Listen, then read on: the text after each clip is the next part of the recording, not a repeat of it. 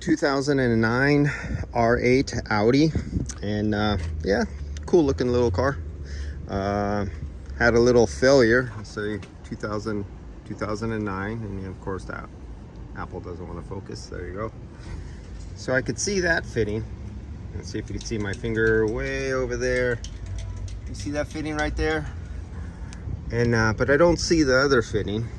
All this fangy dangy stuff here that just looks good, it's all just covering for style, and but it's in the way of everything you probably need. And I'm banking my other fitting might be hidden somewhere under that fancy stuff there that they put on there, because right where you see my finger, that pipe right there, I believe that's the suction line. And my fitting that I'm looking at, let's see if we could catch this with our eyes there. Do you see it in that cracker over there? Let's see, here's my finger. Do you see above my finger that little black cap? I believe that's going to the high side, and just ripped my glove. So my fitting, I gotta search, but right now I'm gonna start pulling a vacuum on that one while I waste time looking for the other fitting. And the only thing what failed on this was just this switch blew and leaked. It, I guess, leaked from the body of the switch, and they had to take all this off. Now check this out. Okay, so we have a cooler for something, maybe who knows, transmission, power steering, something like that. I don't know what it's for, but it's definitely a fluid. And then we have the AC condenser right here. As you can see, this is one of two. They're the same size pipe, in and out. But what got me is that this thing is like right up next to and almost touching the actual fins of the radiator. And so say you get 210 degrees, 230 degrees off this radiator, and you basically have the condenser sitting here on this part, just touching it within thousandths. The radiant heat that is given off to the condenser from the backside is not a good thing. So you got that condenser here, then it has the transfer tubes that will come over to here, and then you could see the lines going in and out of here. Now let's see, you have right here, and you got a small line and a big line.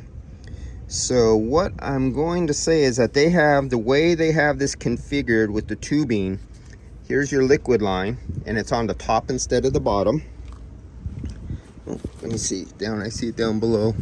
Let's see if I could grab that tube. My finger goes up and it goes behind here. Yeah, it comes through, it's machined out here.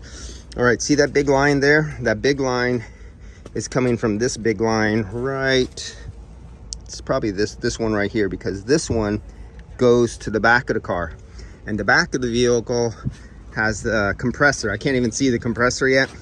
So it sends the hot gas discharge compressor gas forward through lines.